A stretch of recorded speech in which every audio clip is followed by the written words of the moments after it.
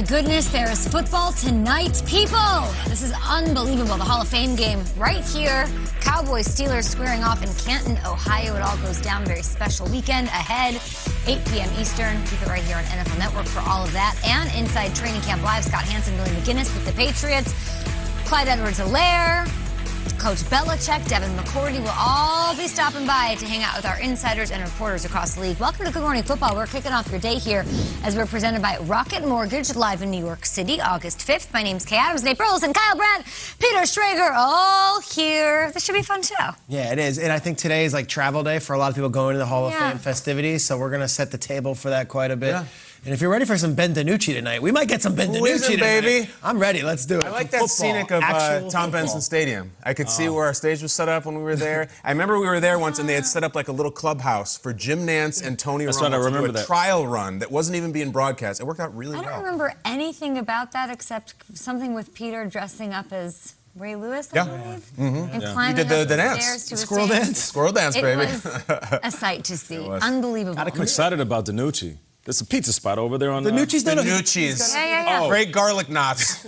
Delicious. All right, it's all going down tonight. Time for the lead block. Lead block. Football. Schrager, tonight, you're right. Get excited, everybody. Cowboys and Steelers Hall of Fame game. What a way to kick off the 2021 preseason. Two iconic franchises, legends of the NFL, have worn the black and gold or have had the star on their helmet. Countless Hall of Famers have worn these two jerseys, respectively. So it's apropos that it goes down between Dallas and Pittsburgh tonight in Ohio. Let's take it to the present, though. Some future Hall of Famers on both sides of these rosters. Gentlemen, which team do you have more confidence in heading into the 2021 season? Is it the boys or the Steelers? I'm going with the Steelers. You said future Hall of Famers. I would say T.J. Watt might be on that track. I would say Minkah Fitzpatrick could be on that track. Those are two players on defense, and I know Ben Roethlisberger's on that track. The question is, how can that offense get going? Well, you add Najee Harris. You obviously have all these receivers that are young, and Juju's back. But to me, the offense has to just do its own and let the defense roll. Mike Tomlin is going to be the coach yet again for the Pittsburgh Steelers. Mike Tomlin does not coach losing teams. And I'm looking at this guy right here and just knowing what they are hearing all offseason. It's been a lot of Browns talk. It's been a lot of Ravens talk. Do you know who won the division last year? The Pittsburgh Steelers won the division last year. And they did so without Devin Bush and without a running game that you could even identify. I think this team has a giant chip on its shoulder. It starts with the head coach and it bleeds down in. But just real quick, the T.J. Watt contract situation, I think they want to get that done before the start of the season. I think he's worth every penny. And I think Minkah Fitzpatrick is maybe going to be my pick for Defensive Player of the Year, knowing how they're going to be using him. So Steelers defense, to me, is a sure thing. Cowboys, great on offense. There are a lot of great offensive teams. Cowboys offense is such a question mark that I can't say I've got any more higher hopes for them than the Steelers. I'm going with Pittsburgh in this debate. And I think Pittsburgh might be one of those sleeper Super Bowl teams that we're not even talking about, despite the fact they won their division last year. This is when I'm supposed to tell you that you're crazy, Peter, and disagree with you, but I can't. If you're asking me right now, the preseason game, it's like, all right, Cowboys or Steelers, do I want to go with like this really trusted, venerable entity, or like take a wild ride? You know, if I got to get to like a really important appointment, do I want to go in the pickup truck, the Steelers, or like one of these driverless cars like the Cowboys? Like, it might get me there, but I'd rather go with the pickup truck. And, you know, we can praise the Steelers like Peter did. We just saw 17 seasons without a losing season. It's nuts. Insane. But I'm looking at Dallas and just so many question marks. And Mike McCarthy, I think it's fair to ask, like, what's he got? Because we're going to find out a lot about Mike McCarthy this year. Here's what I know about him. In 12 seasons as Green Bay's head coach, 12 seasons, he had a first-ballot Hall of Famer as his quarterback. Favre and Rodgers, those guys have 6 MVPs between them. He got to 1 Super Bowl, and it's not enough.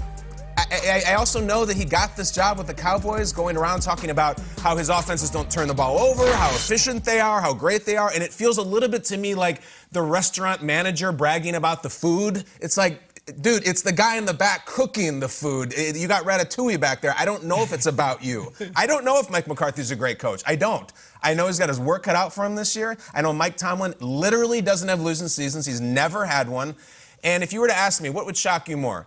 The Cowboys going 8 or 9 this year, or 8 and 9 this year, or the Steelers? And it's the Steelers in a runaway. I have more confidence in the pickup truck and the chef. I'm right there with you. I got the Steelers as well. This is a clean sweep. I mean, the Cowboys, we know that they have talent. We know that Dak Prescott is back and he can throw for 5,000 yards. But the last time the Cowboys had the confidence of the world behind them was the mid-90s. Last Super Bowl was 1996. We're talking Independence Day drop, one of the best movies of all time, straight blockbuster, Mission Impossible. Tupac dropped All Eyes on Me, which is fitting because it seems like it's a mission impossible for the Cowboys to put together a roster because we've seen it time and time again, and all eyes will be on Dak Prescott in that offense. On the flip side, what have we seen since that time for the Steelers? A couple of Super Bowls. We've seen these guys put together some good squads, some playmakers. Like, in the time that the Cowboys have been good, which it seems like forever ago, we've seen the Steelers find a level of consistency. That's because Big Ben is still there, and regardless of his age, he had to start fast. He had a quick start last year.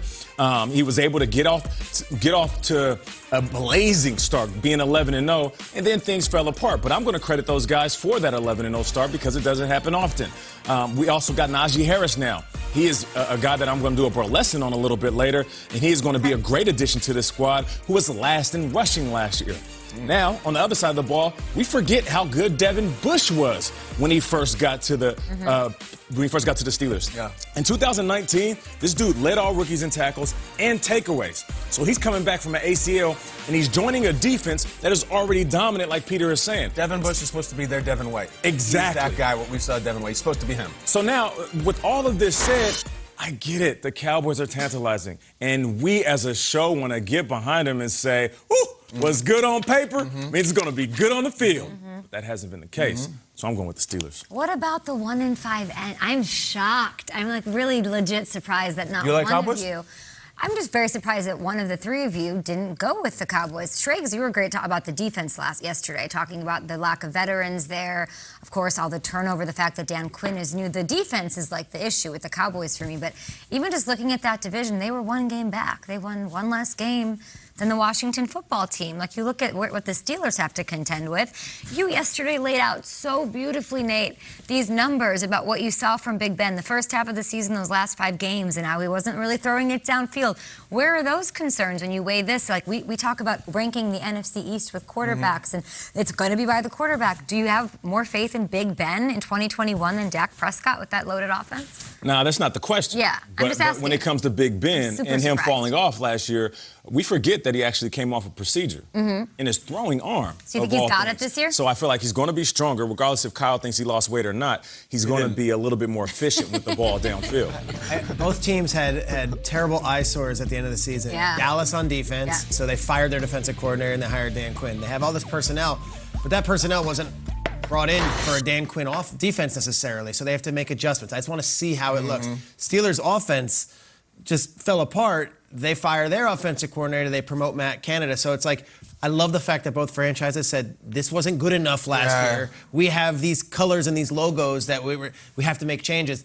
The defense just seems so hard for me, and I know a lot of Cowboys fans yesterday were like, slow down. Dan Quinn's a great defensive coordinator, and we have all these rookies. But I'm like, no, you slow down because I need to see it first. And I love Micah Parsons in a T-shirt and jeans. Like, okay, now go out there and be dominant because they might need him to be that He's guy. getting inducted this weekend. I don't know if you know Gosh, that. Micah Parsons is already in. It's great. Him and Justin Herbert are going in this weekend. I would just point out really objectively, I mean this, if you were to analyze these two teams, the strongest entity in this comparison is the Steelers defense, I think. Like, Cowboys defense, Cowboys offense even, I think, has questions. I don't know what we're getting from Zeke. Steelers defense is going to knock you around. And I just, like, I've been sitting here while we're talking. If we go to the wide shot, like, I'm looking at these two logos right here. Like, on the left, that is like sexy and 90s, and on the right, that is like old money, conservative strength, like trust that. Like, I remember when COVID was going crazy last year, I got really nervous. I like to talk to my dad about the stock market, and I'm like, Dad, should I like move some money, and should I get out of here? Should I run? And my dad was like, Uncle Sam, never doubt Uncle Sam. And that's how I feel about the Steelers. Never doubt the Steelers. Industrial revolution. Yeah, like, and he was right, I guess. Well, how much confidence do you have in Big Ben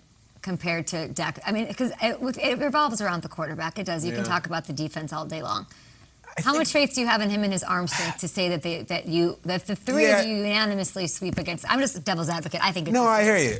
I've watched Big Ben my entire adult life. He always shows up. He always gets it done. He's allegedly in better shape with a different diet. So I think he's checked in mentally. I haven't seen Dak Prescott throw a pass in a long time, including for the next couple of weeks. I feel good about Ben.